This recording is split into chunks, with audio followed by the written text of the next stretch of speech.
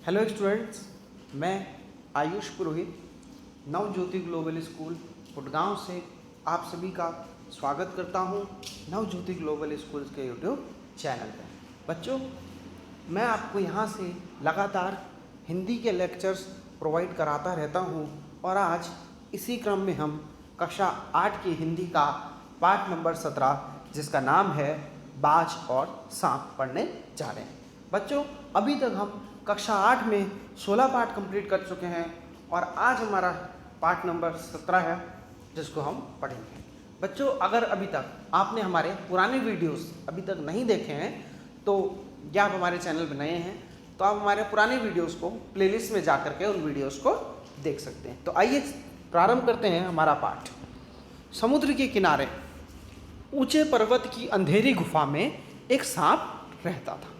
समुद्र की तूफानी लहरें धूप में चमकती छिलमिलाती और दिन भर पर्वत की चट्टानों से टकराती रहती थी।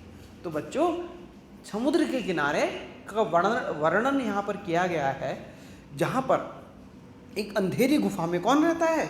एक सांप रहता है। ठीक है, समुद्र के किनारे बच्चों क्या होता है? समुद्र में हमेशा क्या आता है? तूफान आता रहता है। तो वही लहरें जो हैं चट्टान से हमेशा टकराती रहती हैं और उसके टकराने से क्या होता है? आवाज़ें आती रहती हैं। पर्वत की अंधेरी घाटियों में एक नदी भी बहती थी जो अपने रास्ते पर बिखरे पत्थरों को तोड़ती शोर मचाती हुई यह नदी बड़ी जोर से समुद्र की ओर लपक जाती थी। जिस जगह समुद्र और नदी का मिलाप होता था वहाँ पर लहरें दूध के झाग सी सफ़ेद दिखाई देती थी। बच्चों, तो समुद्र में जहाँ एक और इतनी भयानक जो है लहरें उठती थी उसी के साथ घाटियों में एक कैसी थी? अंधेरी घाटियों में एक नदी बहा करती थी जो बहुत ही कैसे बहती थी? शोर मचाती हुई जाती थी। ठीक है, और ये जो नदी है वो इतनी रफ्तार से बहती है, इतनी रफ्तार से बहती थी कि अपने रास्ते में आने वाले हर एक चीज़ को, फिर चाहे वो पत्थर हो या कोई चट्टान हो, उसको तोड़ती हुई ये जाती थी। ठीक है, और जहाँ पर नदी और समुद्र का मिलाप होता था वहाँ पर क्या होता था? लहरें जो हैं झाग सी सफ़ेद दिखाई देती। ठीक है बच्चों, इतनी चीज़ आपको समझ में आ गई। अब आगे बढ़ते हैं। अपनी गुफा में बैठा हुआ सांप सब कुछ देखा करता था। लहर का गर्जन, आकाश में छुपी हुई पहाड़ियाँ, टेढ़ी मेढ़ी बल खाती हुई नदी की गुस्से से भरी आवाज़ें, वह मन ही मन खुश होता था। इस गर्जन तर्जन के होते हुए भी वह सुखी और सुरक्षित है। कोई उसे दुख नहीं दे सकता। सबसे अलग, वह सबसे दूर अपनी गुफा का स्वामी है।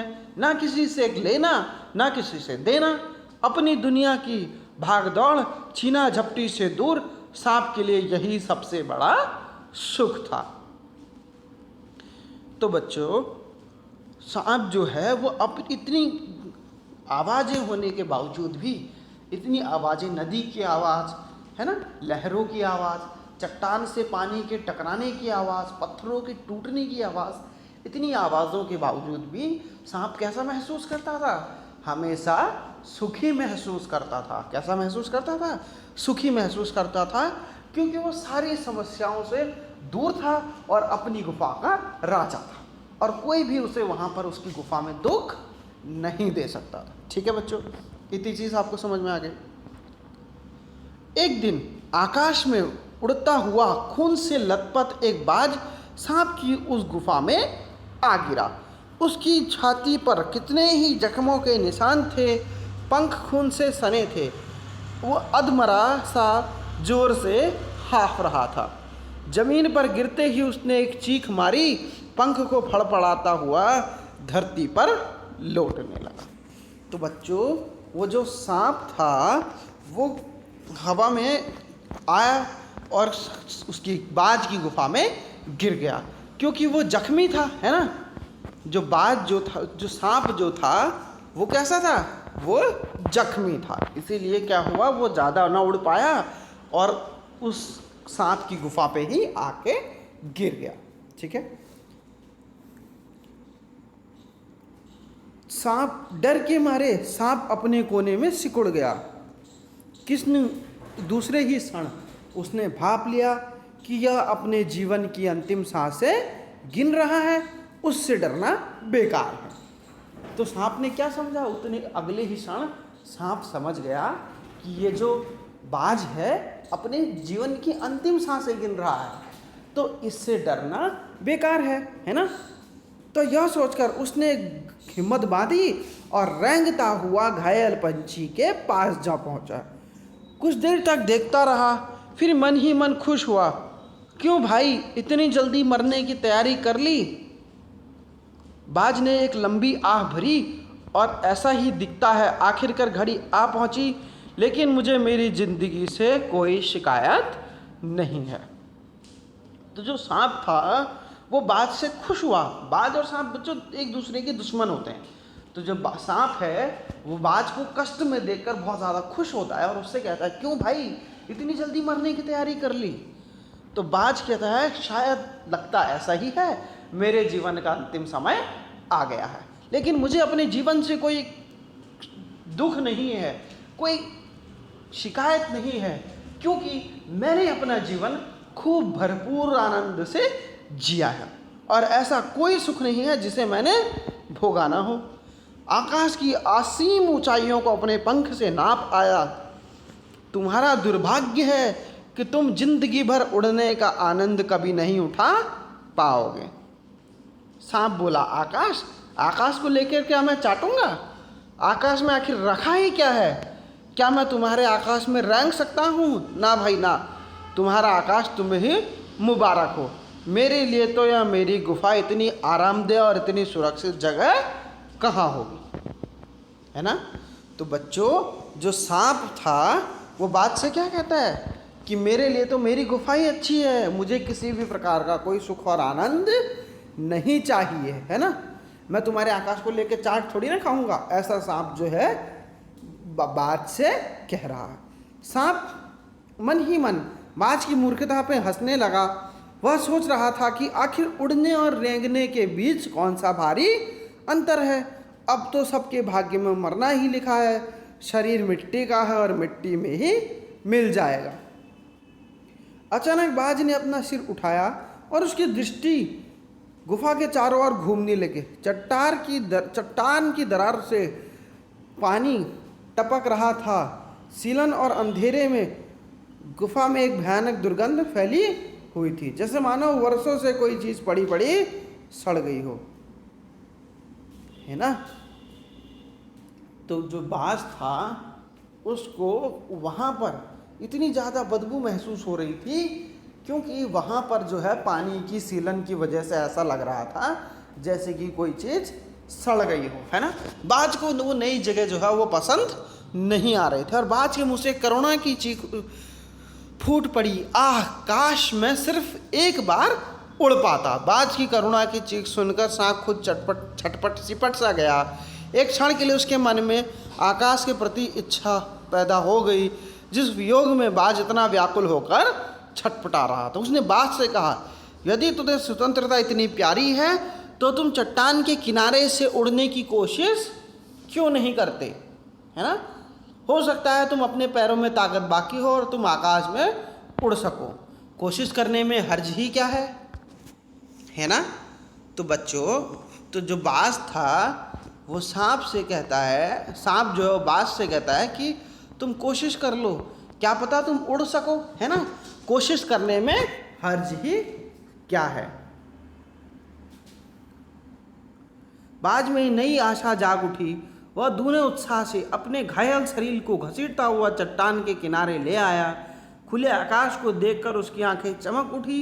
एक लंबी गहरी सांस ली और पंख फैलाकर हवा में कूद पड़ा, किंतु उसके टूटे पंखों में इतनी शक्ति नहीं थी जो उसके शरीर का बोझ संभाल सके। पत्थर सा लुढ़कता हुआ उसका शरीर लुढ़कता हुआ नदी में जा गिरा। एक लहर ने उसके पंख में जमे खून को धो दिया। उसके थके मांदे शरीर को सफ़ेद फन से ढक दिया, फिर अपनी गोद में सिमटकर उसे सागर की ओर ले चली। लहरें चट्टान पर सिर धुनाने लगी, मानो बाज की मृत्यु पर आंसू बहा रही हो। बाज समुद्र के असीम विस्तार में बाज आंखों से ओझल हो गया। चट्टान की खोखल में बैठा हुआ सांप बड़े देर तक बाज की मृत्यु और आकाश के लिए प्रेम के विषय में सोचता रहा। तो बच्चों, जब सांप जो है बाज को प्रेरित करता है उड़ने के लिए, तो बाज तो घायल था, वो उड़ नहीं पाता है, लेकिन क्या होता है, वो लुढ़कता है और नीचे गिर जाता है, और उसके जो खून जो था जमा हुआ, वो लहरें उसका खून तो धो देती हैं, लेकिन उसे डुबा करके उसे समुद्र की ओर ले जाते हैं। लेकिन सांप के मन में एक ऐसा प्रश्न जाग जाता है कि ये आकाश क्या है, आकाश के प्रति क्यों इतना ज़्यादा प्रेम जो है वो बाज के मन में था। क्या है उस आकाश में, कौन सा खजाना छुपा है, एक बार मैं भी वहाँ जाकर उस रहस्य में जाकर उसका पता लगाऊंगा। और सांप ने अपने शरीर को सिकोड़ा और रैंग कर अपने आप को आकाश की शून्यता में छोड़ दिया। क्षण भर के लिए सांप के शरीर में बिजली की लहर चमक गई थी, किंतु जिसने जीवन भर रेंगना सीखा था वह क्या उड़ पाता। छोटी छोटी चट्टानों पर धप से जा गिरा। ईश्वर की कृपा से बेचारा बच गया, नहीं तो मरने में क्या कसर बाकी रही थी। सांप हंसते हुए कहने लगा, सो यही उड़ने का आनंद है, भर पाया मैं तो। पक्षी भी कितने मूर्ख हैं, धरती के सुख से अनजान रहकर आकाश की ऊंचाइयों को नापना चाह रहे थे, है ना। तो जो सांप है वो थोड़े देर के लिए अपने शरीर को आकाश में छोड़ देता है, लेकिन जो व्यक्ति जीवन भर रेंगना सीख रहा हो वो कैसे उड़ सकता है, क्योंकि उसने तो सिर्फ रेंगना सीखा है, उसने तो उड़ना सीखा ही नहीं, है ना। इसीलिए वो क्या होता है, सीधे नीचे गिर जाता है, लेकिन ईश्वर की कृपा से वो डूबने से बच जाता है। ठीक है। अब जो है फिर वो कहता है अपने आप से, यही उड़ने का आनंद है। पक्षी इस आनंद के लिए अपने धरती के सुख को छोड़ देते हैं। केवल ढेर सारी रोशनी के सिवा वहाँ कुछ भी नहीं, शरीर को संभालने के लिए कोई स्थान नहीं, कोई सहारा नहीं। फिर वो पक्षी किस बूते पर इतनी डींगे हाँकते हैं, किसके लिए धरती के प्राणी को इतना छोटा समझते हैं। अब मैं कभी धोखा नहीं खाऊंगा, मैंने आकाश को देख लिया और खूब देख लिया। बाज तो बड़ी बड़ी बातें बनाता था, आकाश के गुण गाते नहीं थकता था, उसकी बातों में आकर मैं कूदा, ईश्वर का भला करें, मरते मरते बच गया। अब तो मेरी बात पक्की हो गई कि यह खोखल सुख से बड़ा कोई सुख नहीं, धरती पर रेंग लेता हूँ, मेरे लिए यही बहुत कुछ है। आकाश की स्वच्छंदता से मुझे क्या लेना देना, न वहाँ छत है न वहाँ दीवार है, मेरा तो सिर चकराने लगता है और दिल कांप जाता है। तो बच्चों, सांप जो है वो इतना डर गया था, इतना सहम गया था वहाँ पर, क्योंकि वो बड़ी मुश्किल से बचा था, है ना। उसे तो उड़ना नहीं आता था, तो वो बड़ी मुश्किल से भगवान की कृपा से बच गया था। और वो कहता है कि ये तो बड़ा भगवान की कृपा रही कि मैं बच गया, है ना। अगर भगवान की कृपा नहीं होती तो क्या होता, मैं वहीं मर जाता। ठीक है। कहाँ उड़ने के लिए अपने प्राणों को खतरे में डाल रहा था। ठीक है। सांप सोचने लगा, बाज अभागा था जिसने आकाश की आज़ादी प्राप्त करने के लिए अपने प्राणों की बाजी लगा दी। किंतु थोड़ी देर बाद सांप के आश्चर्य का ठिकाना नहीं रहा। उसने चट्टान के नीचे से एक मधुर रहस्यमय गीत की आवाज़ आ रही है। पहले उसे अपने कानों पर विश्वास नहीं हुआ, किंतु थोड़ी देर बाद गीत का स्वर और अधिक साफ सुनाई देने लगा और गुफा से बाहर आया और नीचे झांक रहा। सूरज के किनारे समुद्र का नीला जल झिलमिला रहा था। चट्टानों को भिगोती हुई लहरों में गीत फूट रहे थे। लहरों का यह स्वर दूर दूर तक गूंज रहा था। सांप ने सुना, लहरें मधुर गीत गा रही हैं। हमारा यह गीत उन साहसी लोगों के लिए है जो अपने प्राणों को हथेली में लिए घूमते हैं, है ना। चतुर वही है जो प्राणों की बाजी लगाकर जिंदगी के हर खतरे का बहादुरी से सामना करे। तो बाज कहता है, तो थोड़ी देर बाद सांप जो है अपनी गुफा में वापस आ जाता है और फिर देखता है, क्या देखता है कि चट्टान से नीचे बहुत ज़्यादा लहरें बहुत मधुर गीत गा रही हैं। और वो कैसा गीत है? वो गीत इतना मधुर है कि उसके मन को क्या कर रहा है? वो उसके मन को प्रभावित कर रहा है। अब लहरें कहती हैं हमारा ये गीत उन आदमियों के लिए है, उन व्यक्तियों के लिए है, या उस प्राणी के लिए है जो अपने प्राणों की बाजी लगाकर जिंदगी के खतरे का बहादुरी से सामना करे, है ना। ओ निडरबाज, शत्रुओं से लड़ते हुए तुमने अपना कीमती रक्त बहाया है, पर वह समय दूर नहीं जब तुम्हारी खून की एक एक बूंद अंधेरे में प्रकाश फैलाएगी, साहसी और बहादुर दिलों में स्वतंत्रता पैदा और प्रकाश के लिए प्रेम पैदा करेगी। तुमने अपना जीवन बलिदान कर दिया, किंतु तुम अमर हो। कभी साहस और वीरता के गीत गाए जाएंगे तो तुम्हारा नाम श्रद्धा से लिया जाएगा। हमारा यह गीत उन दीवानों के लिए है जो मर कर भी मृत्यु से नहीं डरते हैं। तो बच्चों, जो लहरें जो थी पहले सांप की मृत्यु पर रो रही, बाज की मृत्यु पर रो रही थी, और अब जब बाज मर जाता है तो वो बाज के लिए ही गा रही हैं कि अरे वो बाज, तुम तो अमर हो गए हो, तुम तो हमारे लिए इतने ज़्यादा ऐसा काम कर गए हो कि तुम मर करके भी इतिहास में कैसे हो, अमर हो, और कभी भी वीरता के गीत गाए जाएंगे, वीरता की बातें की जाएंगी, तो तुम्हारा नाम सबसे पहले अवश्य लिया जाएगा। तो बच्चों, इस पाठ से कवि हमें ये सीख देना चाहते हैं कि आपको अपने जीवन में कभी भी डरना नहीं चाहिए। जो काम आपको दिया जाता है, जो काम आपको मिलता है, उसका आपको खुले दिल से स्वागत करना चाहिए और यही मानना चाहिए कि जो हो रहा है वो सब आपकी भलाई के लिए ही हो रहा है। तो बच्चों, मैं आयुष पुरोहित इसी के साथ आपसे विदा लेता हूँ। फिर हम आपसे मिलेंगे एक नए लेक्चर में। तब तक के लिए आप अपने घर में रहें, सुरक्षित रहें।